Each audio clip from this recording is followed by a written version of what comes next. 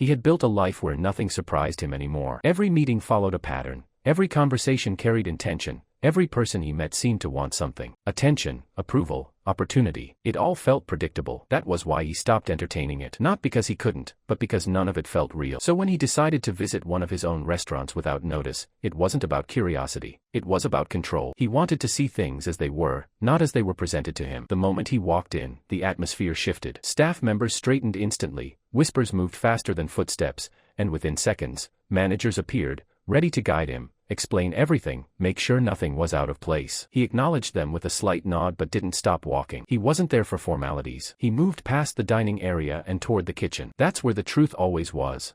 Inside, the energy was different, fast, intense, focused. Orders being called, plates being prepared, timing being everything. It was the one place where performance couldn't be faked. He stood at the entrance for a moment, observing. At first glance, everything seemed efficient, but he noticed small details others wouldn't. A delay in plating. A hesitation in movement. Tiny imperfections that didn't match the standards he expected. He stepped forward. "This shouldn't take this long," he said, his voice calm but firm. A few staff members glanced at him immediately, their hands moving faster, their focus shifting, but one person didn't react. She continued working. He watched her closely. Her movements were precise, confident, unaffected by his presence. She finished the dish in front of her, adjusted it slightly, then placed it forward. Only then did she look at him. There was no hesitation. "If you're not here to eat," she said, "you're in the way." The kitchen didn't stop, but it changed. Everyone heard it. No one spoke. For a brief moment, time stretched in a way that felt unfamiliar. He wasn't used to being addressed like that. Not here. Not anywhere. People chose their words carefully around him, always aware of who he was. She didn't. He studied her expression, expecting to find something, nervousness, regret, even defiance. But there was none. Just focus. As if his presence didn't carry the weight it usually did. She turned back to her work without waiting for a response. That was new. He didn't react immediately. Instead, he stepped slightly to the side, no longer blocking her path. It wasn't a conscious decision, it just happened. For the first time in a long while, he wasn't in control of the moment. He was observing it. And as he stood there, watching her move through the chaos of the kitchen with complete confidence, one thought settled in his mind. This was the first person who hadn't adjusted for him. And for some reason, he didn't want her to. He didn't leave the kitchen. That alone surprised everyone. Normally, his visits were brief, precise, and controlled. He would observe, point out what needed to change, and move on. But this time, he stayed. Not in the center, not interrupting, just standing off to the side, watching her. He moved through the kitchen like everything around her had a rhythm only she could hear. Orders came in, and she responded without hesitation. No wasted motion, no second guessing. When something slowed down, she corrected it instantly. When someone made a mistake, she fixed it without making it a scene. There was authority in the way she worked, but it wasn't loud. It didn't demand attention, earned it. He noticed how the others adjusted around her, not out of fear, but respect. That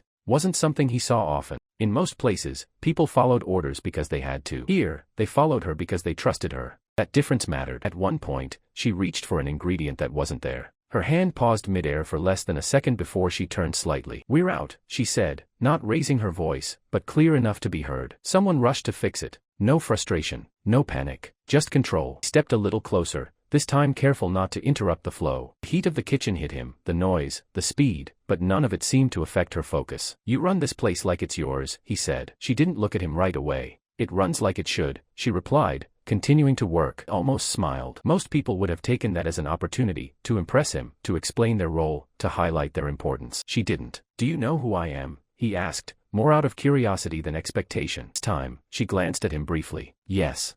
And that doesn't change anything." She placed another dish forward, checking it carefully before answering. "Not in here." The answer was simple. But it stayed with him. Not in here. For the first time, someone had drawn a line between who he was and where he stood. Outside this kitchen, he might control everything. But inside it, he was just another presence. He stepped back again, letting the thought settle. It didn't offend him. If anything, it made him more interested, because she wasn't rejecting him. She was defining her space. And somehow, that made him respect her more than anyone who had ever tried to impress him. As the pace of the kitchen continued, he realized something he hadn't felt in a long time. He didn't want to leave, not yet, because for once, he wasn't surrounded by people trying to reach him. He was watching someone who didn't need to. Stayed longer than he planned. Long enough for the dinner rush to slow, long enough for the noise in the kitchen to fade into something more controlled. One by one, the intensity eased, staff members catching their breath, resetting for the next wave. But she didn't slow down the same way. She adjusted, cleaned, reorganized. Even in the quiet, she was working. Leaned slightly against the counter now, no longer trying to hide that he was watching. Wasn't just curiosity anymore. Was something deeper, a need to understand what made her different. "You don't stop, do you?" he said. She looked at him a little longer before answering. "Not when there's still something to fix." He glanced around. "Everything looks fine now." Shook her head slightly. Looking fine isn't the same as being right. That answer stayed with him. It reminded him of himself, in a way he didn't expect. The same mindset, the same attention to detail, but without the distance he had built over time. He straightened, crossing his arms lightly. "You've been here a while. A few years. And no one thought to tell me about you." She gave a small shrug. "I'm not here to be noticed." That made him pause. Everyone else wanted to be noticed. Was the unspoken rule of his world. People worked harder, spoke louder, positioned themselves carefully, all to be seen. But her, she avoided it. "Why stay?" he asked. This time, she stopped what she was doing completely. "Not for long, just enough to give the question real attention." "I like what I do," she said simply, "and I'm good at it." No explanation beyond that. No need to justify it. He found himself nodding slightly, almost without realizing it. That kind of confidence didn't come from ego. It came from knowing exactly where you stood. The last of the staff began to step out, leaving the kitchen quieter than before. First time, it felt like there was space for a real conversation.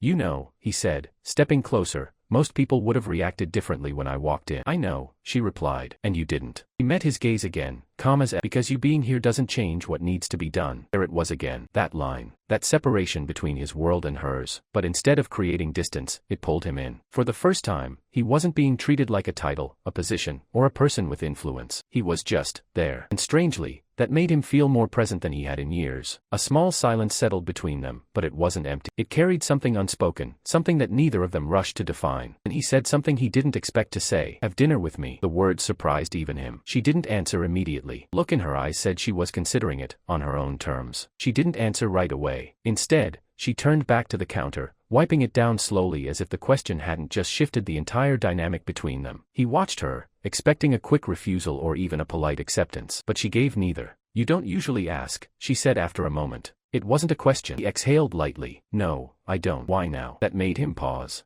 Not because he didn't have an answer, but because the honest one wasn't something he said often. "Because you didn't try to impress me," he said. "You didn't adjust the way everyone else does." She glanced at him briefly, then continued what she was doing. "And that makes me interesting." "Makes you real," he replied. The kitchen had gone quiet now. Just the two of them, standing in a space that had been full of noise minutes ago. The contrast made every word feel clearer. She set the cloth down and faced him fully this time. "And what happens when you leave this kitchen?" she asked. "When everything goes back to how it usually is." He understood what she meant.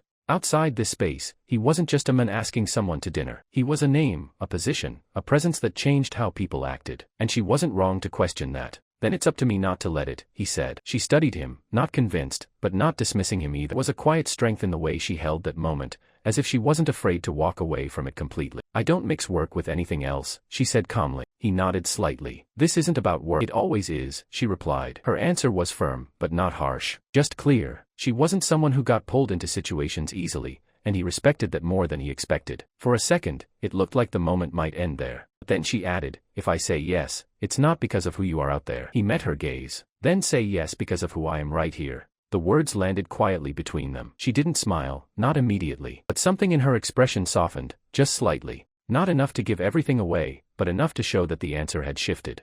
"Tomorrow," she said. Simple, direct, on her terms. He gave a small nod, accepting it without adding anything more. For once, he didn't feel the need to control the outcome or define what came next. As he turned to leave the kitchen, he paused for a brief second, looking back at her. She had already returned to her work, as if nothing had changed.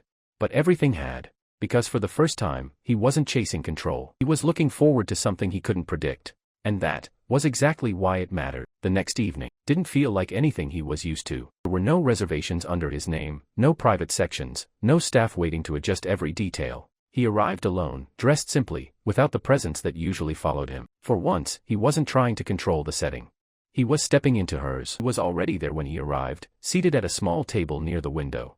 No rush, no distraction, just quietly present. When she saw him, she gave a slight nod, the same calm acknowledgement she had given him in the kitchen. Formality, no pressure. He took the seat across from her, noticing immediately how different this felt from every other dinner he had been to. There were no expectations tied to it, no hidden intentions, just two people, sitting across from each other. "You showed up," she said I would. She studied him for a second. "Most people in your position don't keep things this simple. Most people don't get told they're in the way either," he replied. That earned a small smile. The conversation started slowly, but not awkwardly. This time, there was no need to figure each other out from the surface. They had already crossed that point. What remained was something more real. He spoke about things he usually didn't, why he built what he built, the pressure of always being expected to lead, the quiet moments where success didn't feel as complete as it looked from the outside. He listened, just like before, not impressed, not overwhelmed, just present. And when she spoke, she didn't try to match his world. She spoke about hers.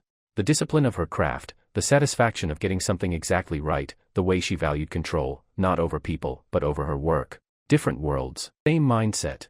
At one point, he leaned back slightly, realizing something that surprised him. It's the first time in a long time I'm not thinking about what comes next, he admitted. He tilted her head slightly. And is that a problem? He shook his head. Oh, I think it's exactly what I needed. The words felt honest, not planned, not calculated, just real. She looked at him for a moment, as if confirming something to herself. Then she nodded, almost to say she understood. As the evening continued, the space between them felt easier, lighter. Not because it lacked depth, but because it didn't force it. When they finally stood to leave, there was no dramatic moment, no need to define anything. Just a quiet understanding. I'll see you again, he said. It wasn't a question. He met his eyes, calm as ever. If you come as yourself, then yes. He smiled slightly, this time without holding it back. Because for the first time, he realized something simple but important. She wasn't interested in the world he controlled. She was interested in the part of him that existed without it. And that was exactly why he couldn't walk away.